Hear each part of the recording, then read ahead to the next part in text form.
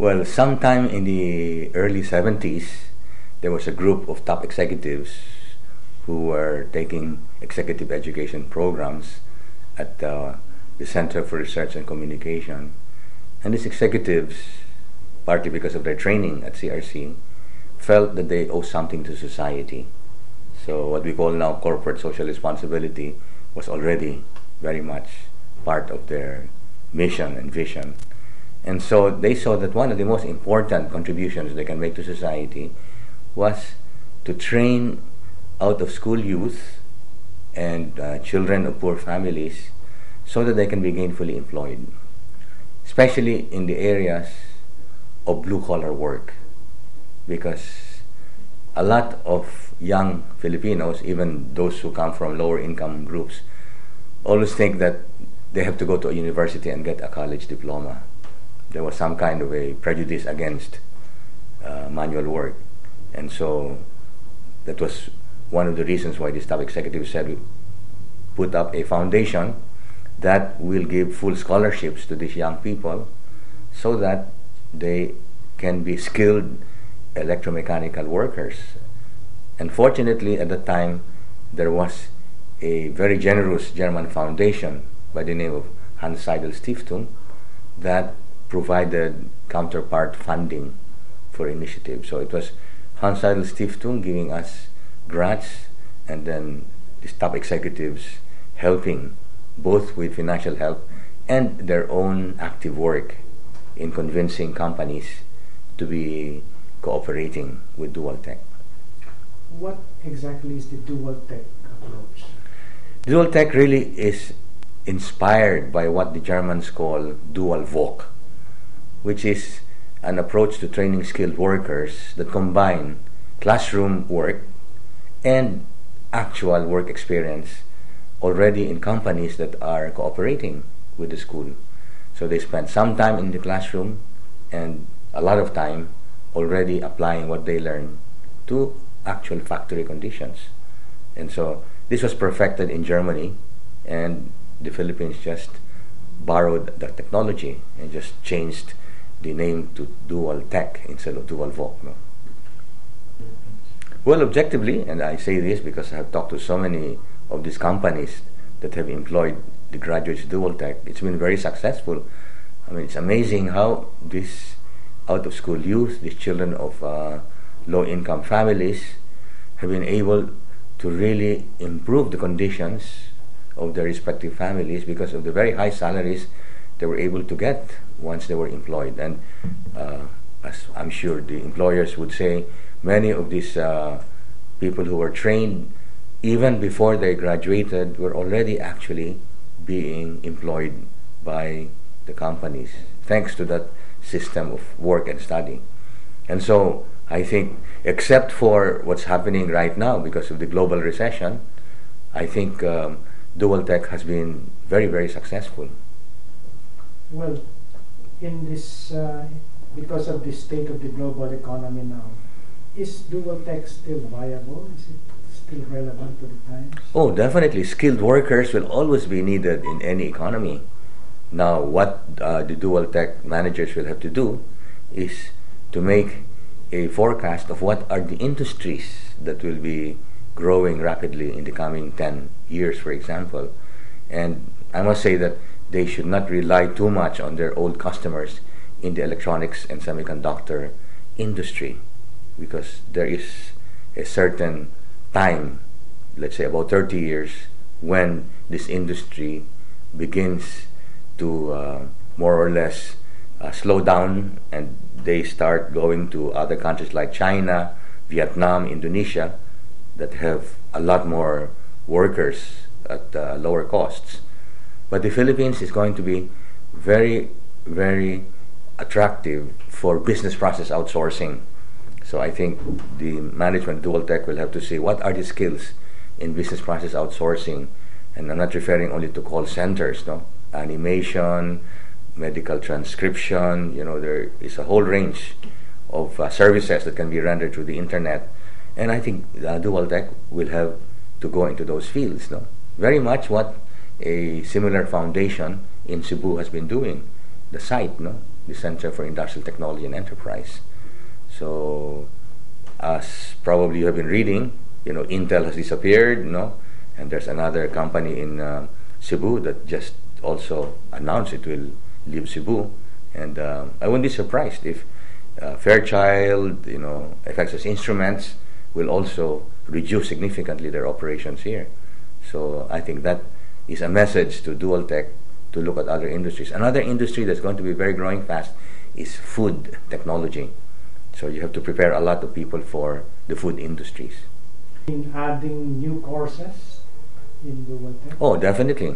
And getting other types of instructors, because you have been basically in electromechanical skills. I think you have to look for people who are good in software, for example, people who are good in food technology. So, and I'm sure there are. And it's a matter of looking at some of our engineers and technicians who have gone abroad and can be reattracted back to the Philippines to help train these workers. As a prospective business partner or partner of Duotech, does it make business sense to them? Obviously, because production-oriented company, whether it is producing goods or services, cannot survive without skilled workers. I mean, the real asset of every corporation is the human asset. And as I said, in the Philippines, there has been a bias against technical work because everyone wants to be an accountant, wants to be an engineer. And so I think companies will be very appreciative of Dual Tech because it is producing these technical workers that you do not get mostly from the universities. Well, Dual Tech is very strong in values formation. What would be the advantage for these companies to be hiring Dual Tech graduates or students? Well, that's another thing. It's not only skills that Dual Tech imparts. It is also the work ethic, honesty, integrity, the ability to cooperate with others. These are actually sometimes even more important than the skills themselves. And so, obviously, corporations appreciate this aspect of the training that Dual Tech gives to its students, and also very much the spiritual dimensions. Right now, it's very clear that capitalism is right now going through a crisis because from the very top people, from presidents, executives, they have lacked values. They have been too greedy, they have been dishonest, and so on and so forth. And that's true at all levels of business. And so you need people who are with values on top, and you need people with values in the rank and file. Well, from the very beginning, I was part precisely of that group that planned the vision of Dual Tech with these top executives who were at that time studying at CRC. So I was a professor at CRC, so we were working together with Dr. Jesus Stanislao and others.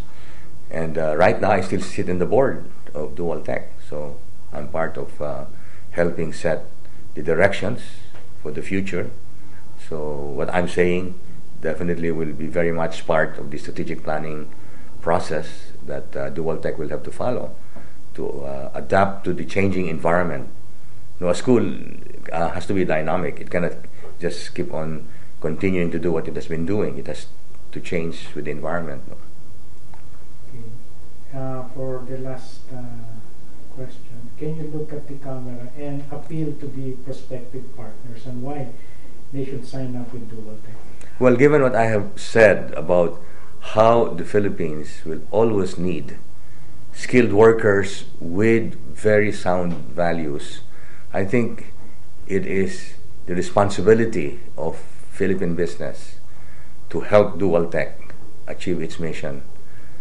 Number one, by making financial contributions, because this German foundation I mentioned, who was very generous in the beginning, it already has other countries poorer than the Philippines that it wants to help in Africa, in Eastern Europe, and so the funds are no longer coming as they did in the past. So now we have to get the funds from local sources, both multinationals and Filipino corporations. Then you can also help by actually employing the students while they're still studying, and if they are qualified, then after they graduate, they definitely will be very valuable workers for these corporations. No? And then it's also important that corporations who already are pleased with what they see as products of dual tech will communicate to others who still are not familiar with dual tech about the advantages of helping dual tech. Yun lang, Adam. Yeah. 5, 4, 3. Well, after what we've said about the value of the graduates of dual tech, I definitely appeal to corporations, first of all, to help dual tech with financial contributions. This German foundation I referred to, Hans Seidel Stiftung, very generous at the beginning, has other countries that are poorer than the Philippines to help in Africa and Eastern Europe. And therefore, the funds are no longer coming in as much as they were in the past. So we now need to get this funding from local sources, whether from multinationals who operate in the Philippines or Filipino corporations. And secondly, corporations can help by employing the students while they're still working, and if they qualify, then to hire them after graduation, because these students and graduates have certain values that you will not find in other skilled workers. And finally, I hope that the corporations who are pleased with what they see among the graduates will communicate the advantage of helping dual tech to many other corporations in the Philippines, so that dual tech will continue to do what it has the mission to do, to produce highly skilled workers with the appropriate human values and virtues that a market economy needs.